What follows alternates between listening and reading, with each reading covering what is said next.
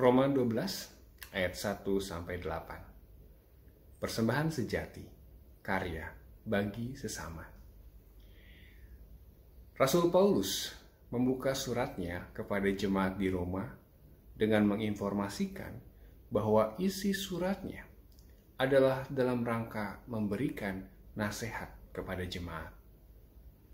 Nasihat yang pertama adalah agar seluruh orang percaya mempersembahkan hidupnya sebagai persembahan terbaik kepada Allah. Paulus menekankan persembahan semacam ini adalah ibadah yang sejati kepada Allah, atau dengan kata lain, bentuk ibadah yang paling logis atau masuk akal kepada Allah.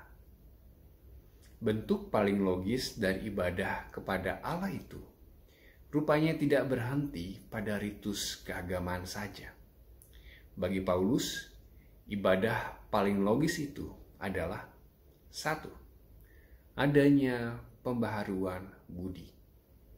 Bukan saja berubahlah, tetapi perubahan yang paripurna menjadi lebih baik, sehingga mampu mengetahui apa yang menjadi kehendak Allah.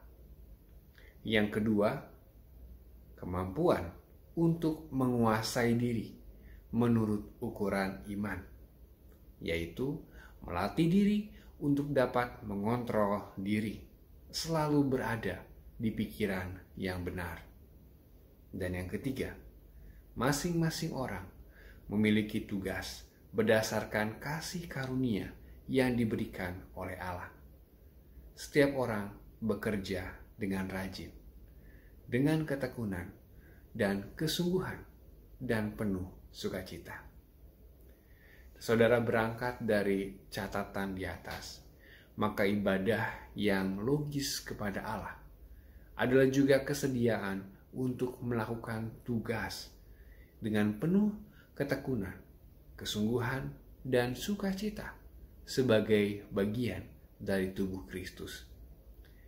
Tugas yang dimaksud tidak lain adalah upaya setiap orang percaya menghadirkan tanda-tanda kerajaan Allah, kasih, kebenaran, keadilan, dan damai sejahtera di segala bidang kehidupan. Usaha yang tekun, sungguh-sungguh, dan penuh sukacita dalam melaksanakan tugas adalah bentuk dan wujud nyata dari ungkapan syukur kepada Allah atas segala karunia yang telah diberikannya. Saudara yang Tuhan Yesus kasihi, persembahan pada dasarnya adalah sebuah pemberian.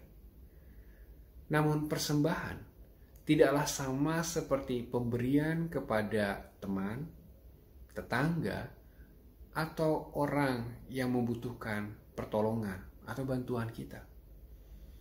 Persembahan adalah pemberian kepada pihak yang kita tahu statusnya jauh di atas kita. Misalnya kepada raja. Nah, saudara, pemberian kita kepada raja bukan karena raja membutuhkan apa yang kita miliki. Sebab raja tentunya sudah memiliki semuanya. Pemberian kepada raja adalah sebagai bentuk penghormatan kepadanya. Inilah yang terbaik yang saya miliki. Dan ini untuk Tuhanku Raja. Nah, jadi saudara, persembahan bukan tentang besar atau kecilnya pemberian kita. Sebab kita ingat, persembahan janda miskin itulah yang justru Tuhan banggakan. Nah, saudara, persembahan bukan tentang nilai barang tertentu bagi dunia ini, tetapi tentang apa yang bernilai bagi Tuhan.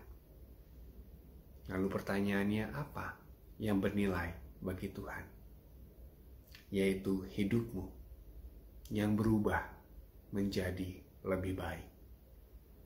Hidupmu yang melatih diri untuk selalu berada di pikiran yang benar, dan hidupmu yang melakukan tugas dengan ketekunan, kesungguhan, dan penuh sukacita. Saudara, mari diskusikan 3 pertanyaan ini bersama dengan orang-orang yang terdekat dengan saudara. Yang pertama, dalam konteks lingkungan hidup, apa arti pembaharuan budi? Apa arti menguasai diri? Apa yang seharusnya saudara dan saya lakukan dalam menjaga lingkungan ini? Yang kedua, dalam konteks kehidupan jemaat kita, tugas apa saja yang dapat dilakukan dalam waktu dekat ini dalam upaya menghadirkan tanda-tanda kerajaan Allah di tengah kehidupan bermasyarakat, khususnya dalam isu lingkungan hidup. Dan yang ketiga, langkah apa saja yang harus dilakukan untuk dapat menggerakkan anggota jemaat untuk mengetahui apa yang menjadi tugasnya dan melaksanakannya dengan penuh ketekunan, kesungguhan, dan sukacita. Selamat berdiskusi, Tuhan memberkati.